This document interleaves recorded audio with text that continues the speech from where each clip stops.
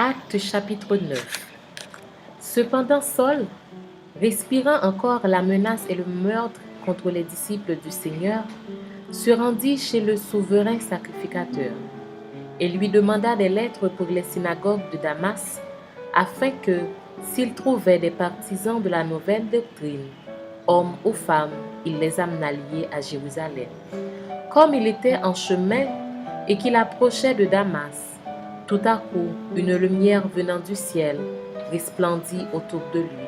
Il tomba par terre et il entendit une voix qui lui disait : « Saul, Saul, pourquoi me persécutes-tu ? » Il répondit : « Qui es-tu, Seigneur ? » Et le Seigneur dit : « Je suis Jésus que tu persécutes. Il te serait dur de regimber contre les aiguillons. » Tremblant et saisi d'effroi, il dit : « Seigneur, que veux-tu que je fasse ? » Et le Seigneur lui dit : « Lève-toi, entre dans la ville et on te dira ce que tu dois faire. » Les hommes qui l'accompagnaient demeurèrent stupéfaits. Ils entendaient bien la voix, mais ils ne voyaient personne. Saul se releva de terre, et quoique ses yeux fussent ouverts, il ne voyait rien. On le prit par la main et on le conduit à Damas.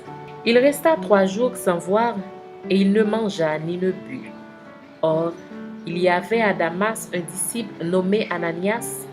Le Seigneur lui dit dans une vision : « Ananias. » Il répondit : « Me voici, Seigneur. » Et le Seigneur lui dit : « Lève-toi, va dans la rue qu'on appelle la droite, et cherche dans la maison de Judas un nommé Saul de Tarse.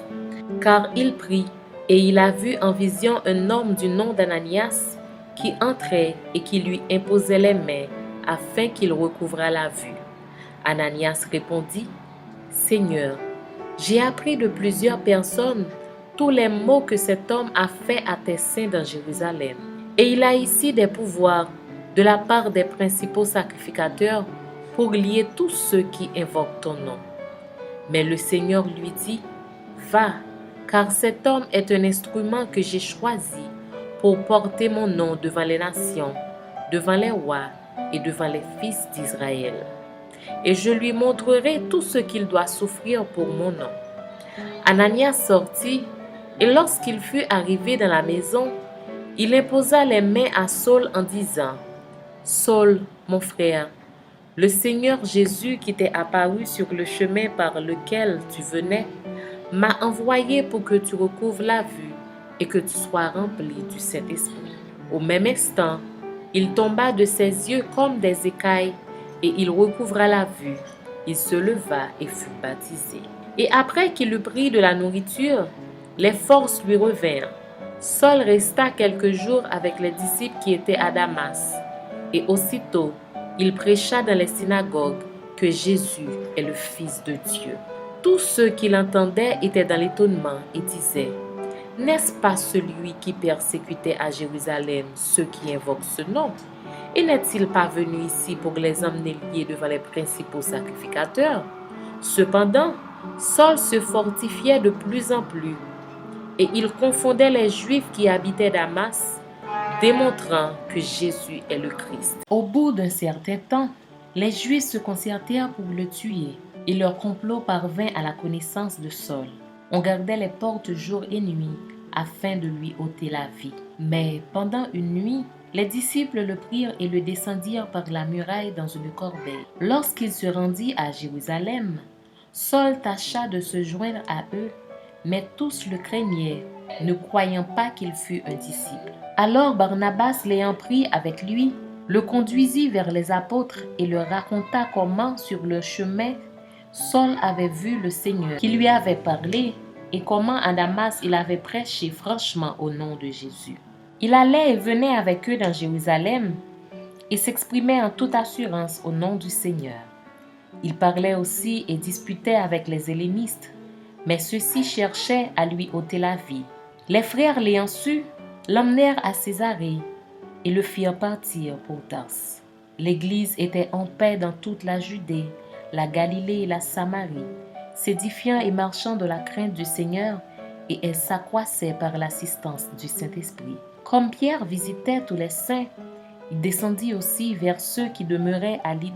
Il y trouva un homme nommé Aîné, couché sur un lit depuis 8 ans et paralytique. Pierre lui dit, Aîné, Jésus-Christ te guérit. Lève-toi et arrange ton lit. Et aussitôt il se leva. Tous les habitants de Lydde et du Saron le virent et ils se convertirent au Seigneur. Il y avait à Joppé parmi les disciples une femme nommée Tabitha, ce qui signifie Dorcas. Elle faisait beaucoup de bonnes œuvres et d'aumônes. Elle tomba malade en ce temps-là et mourut. Après l'avoir lavée, on la déposa dans une chambre haute. Comme Lydie est près de Joppé, les disciples, ayant appris que Pierre s'y trouvait, envoyèrent 2 hommes vers lui pour le prier de venir chez eux sans tarder. Pierre se leva et partit avec ses hommes. Lorsqu'il fut arrivé, on le conduisit dans la chambre haute. Toutes les veuves l'entourèrent en pleurant et lui montrèrent les tuniques et les vêtements que faisait Dorcas pendant qu'elle était avec elle. Pierre fit sortir tout le monde, se mit à genoux et pria. Puis, se tournant vers le corps, il dit, « Tabitha, lève-toi. » Elle ouvrit les yeux et ayant vu Pierre, elle s'assit. Il lui donna la main et la fit lever. Il appela ensuite les saints et les veuves et la leur présenta vivante. Cela fut connu de tout Joppé, et beaucoup crurent au Seigneur. Pierre demeura quelque temps à Joppé chez un corroyeur nommé Simon.